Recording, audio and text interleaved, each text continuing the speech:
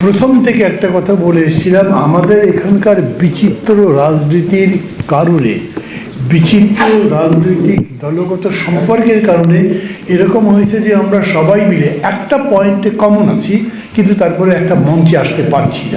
আমরা মনে করছি এখন পর্যন্ত আমরা যে ধারায় আন্দোলন করেছি তাতে আমরা বিজয় অর্জন করেছি। This is the first time মানে বাংলাদেশ এই তথাকথিত নির্বাচন যে সরকার করেছে সেটা সমস্ত জায়গাতেই ধিকৃত হয়েছে। আপনি বলছেন যে এটা বিভিন্ন জায়গাতে রিয়াকশন দিয়েছে, আপনারা নিশ্চয়ই লেটেস্ট আমেরিকা সহ অন্যদের রিয়াকশনও দেখেছেন। বেশিরভাগটা আমি বলছি আমেরিকা সহ সবাই বেশিরভাগই বলেছে নির্বাচনটা কোনো নির্বাচন হয়নি, এটা একটা জাল নির্বাচন হয়েছে, ভুয়া নির্বাচন হয়েছে। এবং আমেরিকার সহ ক্যানাডা, ইউরোপের অন্যান্য দেশগুলো এরকম করে বলেছে যে আমরা বাংলাদেশের জনগণের গণতান্ত্রিক সংগ্রামের সাথে থাকবো। আমেরিকার জনগণ, আমরা মনে করি বিশ্ব বিবেক, বিশ্বে গণতান্ত্রিক শক্তি, মৌলিক অধিকারের শক্তি আমাদের সাথে আছে এবং আমরা মনে করি এটাও আমাদেরকে শক্তি যোগাবে আমাদের আগামী দিনের বিজয় অর্জনের ক্ষেত্রে।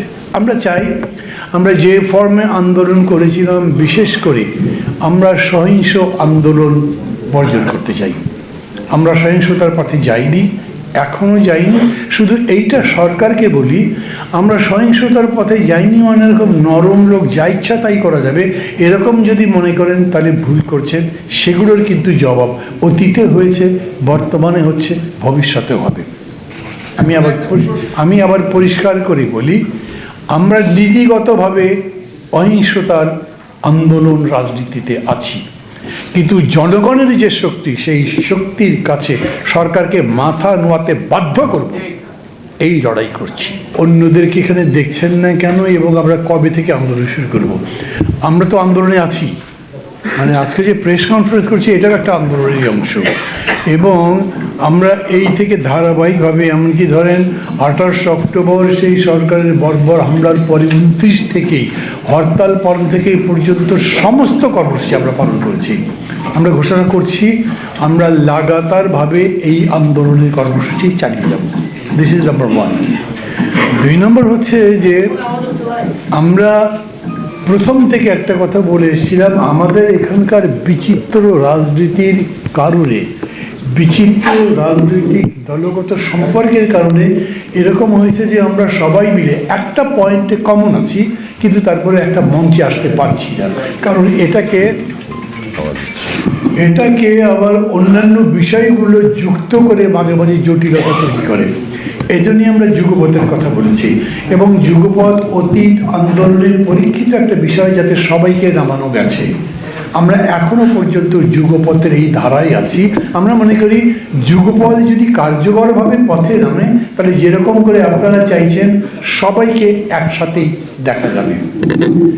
আন্দোলনের ফর্ম এবং ফর্মের সম্পর্কে যেটা বলছেন সেটাও আসলে সবার সাথে আলাপ আলোচনা এবং ঐক্যবদ্ধতার ধারণার উপরে নির্ভর করে। প্রথম হচ্ছে আমরা তো যুগপথ আন্দোলন করছি, আমরা যুগপথ আন্দোলনে আছি, আমরা যুগপথ আন্দোলন কন্টিনিউ করতে চাই। আমরা মনে করি যেরকম করে বললেন যে সবাইকে নিয়ে এক মঞ্চ, মানে আরো বড় ঐক্যের কথা বলছেন, তো সেক্ষেত্রে যুগপথ যতক্ষণে আছে তাকে তো ধারণই করব, সেটাকে পারলে আরও সম্প্রসারিত করব। তবে তার ফর্মটা কেমন হবে সেটা বাস্তবত অন্যান্যদের সঙ্গে কথাবার্তা, মিথস্ক্রিয়া, ক্রিয়া প্রতিক্রিয়ার মধ্যে দিয়ে আমরা ঠিক করব। আন্দোলনের ফরম্যাটের ব্যাপারে আমরা যেটা বলবো সেটা হচ্ছে যে এই আন্দোলনের কোনো নৈতিক এবং রাজনৈতিক বৈধতা আওয়ামী লীগ পায়নি। আমি বলতে চাই এটা আসলে কোনো এই ভোটের, এই নির্বাচনের কোনো নৈতিক এবং রাজনৈতিক বৈধতা আওয়ামী লীগ পায়। আমি বলতে চাই এটার সাথে যুক্ত করে ওনারা তো আসলে নৈতিক এবং রাজনৈতিক বৈধতা কেয়ার করে, করই করে। ওনারা তো যা ইচ্ছা তাই করতে চান, যা ইচ্ছা তাই করে। কিন্তু অন্তত বলার জন্য বললেও ওনারা মাঝে মাঝে সংবিধান এবং আইনের দোহাই দেন। তো এই যে নির্বাচনটা হলো, এই নির্বাচনটা সাংবিধানিকভাবে অবৈধ। কারণ আপনি খেয়াল করেন যে নির্বাচনের যে রেজাল্ট, 222 আওয়ামী লীগ, জাতীয় পার্টি 11টা, 3টা শরিক দল এবং 62টা স্বতন্ত্র প্রার্থী।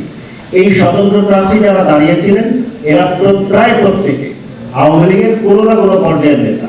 তারা যাদের সাথে প্রতিদ্বন্দ্বিতা করেছেন, এমনকি তারা যাদেরকে হারিয়েছেন, তারা আওয়ামী লীগের একেবারে সর্বোচ্চ ফোরামের নেতাও আছে। আওয়ামী লীগের প্রেসিডিয়াম মেম্বারকেও স্বতন্ত্র প্রার্থী হারিয়েছে।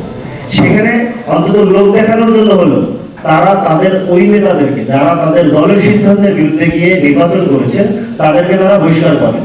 এবং নির্বাচন কমিশন একটা দল কিভাবে একাধিক প্রার্থী দিতে পারে, একটা দলের রানিং পোস্টধারী নেতা কিভাবে একাধিক প্রার্থী দিতে পারে, সেই প্রশ্নটা পর্যন্ত তুলে দেয়। অতএব এটা সাংবিধানিকভাবে এবং আইনিভাবে ওই নির্বাচন আসলে অবৈধ, শুধু নৈতিকভাবে এবং রাজনৈতিকভাবে না, এটা সাংবিধানিক এবং আইনিভাবেও এটা আসলে একটা অবৈধ নির্বাচন।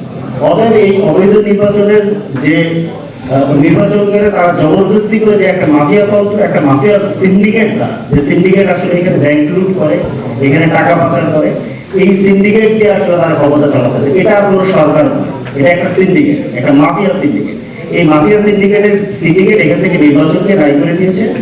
আমরা যে লড়াই লড়ছি, গণতন্ত্র মঞ্চ যে লড়াই লড়ছে, সরকার ও শাসক ব্যবস্থা পরিবর্তনের যে লড়াই, আমরা এখন এই লড়াই আসলে একদম এগিয়ে আমরা আজকে থেকে নির্বাচন ব্যবস্থাকে এখানে ফিরিয়ে আনতে এবং নির্বাচন ব্যবস্থাকে প্রতিষ্ঠা করতে এই সরকার ও শাসক ব্যবস্থা পরিবর্তনের লড়াইকে আমরা আসলে এগিয়ে নিয়ে যাব। সেই লড়াই আমরা করবো, সেই মানে অঙ্গীকার আমরা করছি। দেশবাসী আমাদের সাথে আছেন, আমরা এই লড়াইকে এগিয়ে নিয়ে যাব। Thank you.